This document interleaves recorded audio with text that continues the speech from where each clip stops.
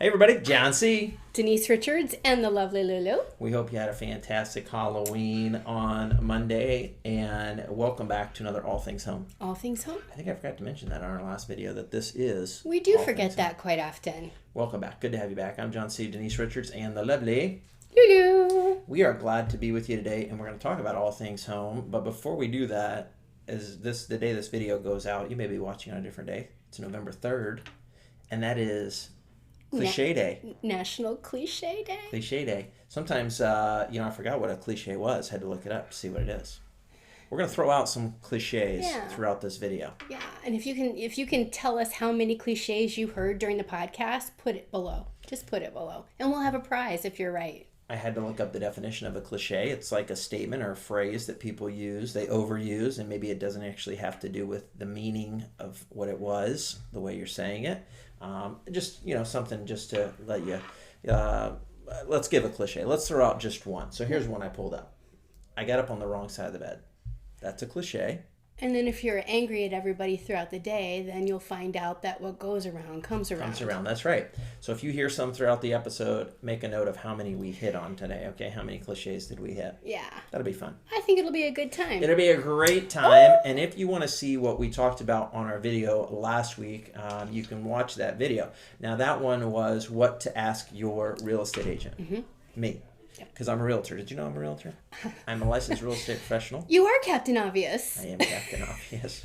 That may be a cliche. That was a joke from last week, so you have to watch. Yes. Watch last week's video. Denise and I were dressed up as well as Lulu because we celebrated a little bit of Halloween fun. And so watch that video if you would. If you want to know what to ask your realtor before you hire them, him or her, watch that video. The first question that Denise threw out is definitely the most important, so watch that video to see what that is. Yep. Today, the topic for today is more for you. Yeah. Okay? So I think I talk too much on this show. Well, if we were going to ask, if you're going to go buy a house and you need a mortgage and you're not paying cash, well, number one, you want to find out who your realtor is going to be and how to hire that person. And again, last week we went over that. This week we're going to talk about what to ask your mortgage lender. Great. So what questions should you ask your mortgage lender? And Denise is going to tee this up a little bit for you so that if you're not sure what to ask, watch this video. Write down a few of these things. Get the ball rolling. Real important that you know your lender. You want to know who you're talking to. You want to be talking to a licensed loan officer and make sure they have a license. Make sure they've been in the state of Florida for a good amount of time. Even with lending, Florida is still different than the rest of the 49. Yeah. Everything is different here in Florida. You hit on a lot of things there. What's one of those questions that you could ask? Because you talked about time frame. What's a question that a buyer would ask their lender in regards to time? Sure. How long would it take to close? That could vary across the country. Great question. Yeah. They're going to want to know about closing costs. They're going to want to know about what kind of program that they can have or if we have down payment assistance. But in order for me to answer those questions too, I need to get to know that person so that I can make sure I'm putting them into the perfect mortgage. Yeah. And then build the relationship so that I can always have the perfect mortgage promise of always having them in the perfect mortgage. I love that. 'Cause you definitely don't want to be dealing with a loose cannon. No, and you don't want someone to learn how to originate loans at your expense. Ooh, that wouldn't be good. No, because there's not very much they teach you when you get your license that you actually use. A good question then based on that too. You kind of hit on it at the beginning is like, how long have you been doing this, right? So one of the similar questions in real estate was, how long have you been selling real estate? I would definitely want to ask my lender that as well too. Mm-hmm. How long have you been doing loans? Especially right now with the way the market is, it is so unique to so many people. But if you've got the experience and you understand what's happening with rate compression and all these different things and why rates are where they are, you want to make sure you're talking to somebody that can actually explain that to you. Yeah, because as lenders, there's plenty of fish in the sea. Don't give it away. Don't give it away. All right, that may have been a cliche. All right, so but there are a lot of lenders out there. Not a lot of good lenders. But there's a lot of lenders. There are a lot of lenders. What's another question a buyer should think about asking their lender before maybe even they commit to having that lender as their go-to source? Make sure that you ask, do you have any upfront fees? What is going to be out of pocket for me? That's good. It's a very fair question, I think, and it doesn't matter what the program you'll end up in. Doesn't apply. They're going to want to know about the appraisal process. They're going to want to know they're gonna have you're gonna have questions that you don't even know yet. Yeah, and that's part of the point of this video is to help them know what questions to ask, because sometimes we don't know what we don't know. Is that a cliche?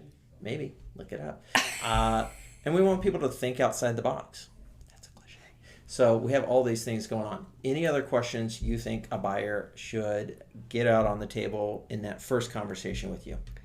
Well, I think if they are credit challenged or they have income or asset issues, I think it's real important to ask the questions to your lender. Is this something that you can overcome? Is this something that you can help me with? A lot of my clients I talk to are not ready to buy a house yet. I have to counsel them for a period of time and get them where they need to be so that then they qualify. Yeah. So you want to make sure you're talking to somebody that actually knows how to think outside the box instead of just telling you no, or there's only one program. Yeah.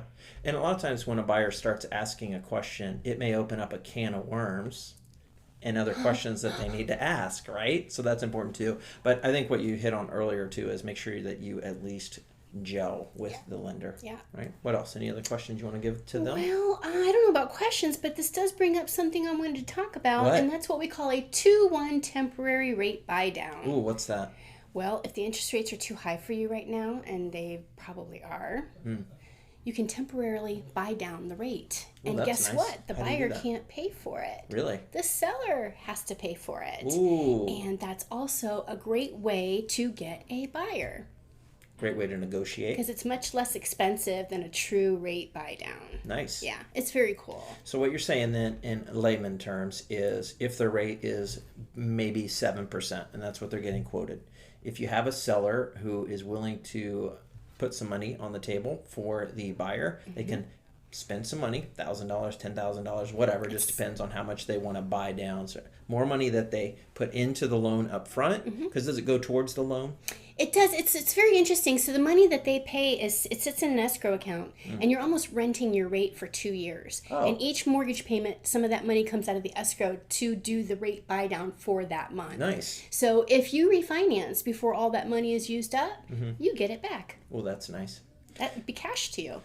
Cash. I love that. I think we all love cash, don't we? My favorite four-letter Cash is word. king. Good. So I love the 2-1 temporary rate buy down Yeah. loan option, and I think that's another thing as well too. You want a lender who has a lot of options, right? Who For can sure. think, And is aware of them. Yeah. is aware of them, yeah, and is always learning and being educated, because there's a lot of options out there on the table, and more come on the table every week. It seems like there's always different options coming on and going off. Yeah. Any for other sure. questions or thoughts about that? Nope, I don't think so. Awesome. I think it's time to connect. Let's connect you guys with somebody. Who should we connect them with this week?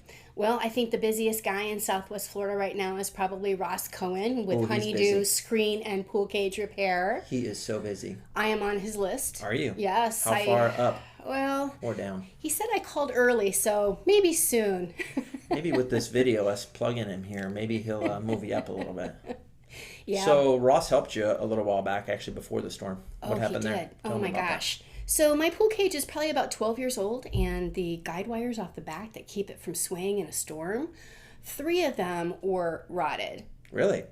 Rotted. The Wow. cement anchoring, rotted. That's not good. Ross came out to my house That's nice of the him. Saturday before the storm, and he replaced those 3 wires, Good job, Ross. because there's 4 wires. And after the storm, those 3 wires were intact, and that 4th one was gone. Had he not come out when he did, I would have lost cage my would pool be gone. cage. You'd be pool cageless. Yeah, so he's actually Captain America to me. Hey, Ross, nicely done. If you want to get in touch with Ross, his contact information is going to be below on this. He's a great guy. He has a super family. We got to meet his wife today at one of our network meetings, and they are fantastic people. So reach out to Ross, and he can help you with all of those things. Other than that, any other cliches you want to throw out there for the folks? I mean, I got a cheat sheet here, so we've been going through those pretty good. Well, But I think the whole topic is dead as a doornail. it is dead as a doornail. We'll wrap it up with that. Hey, don't forget to like and subscribe to this video. Hope you enjoy these. We'll keep these coming out every Thursday morning for you guys out there in YouTube land. Have a wonderful week.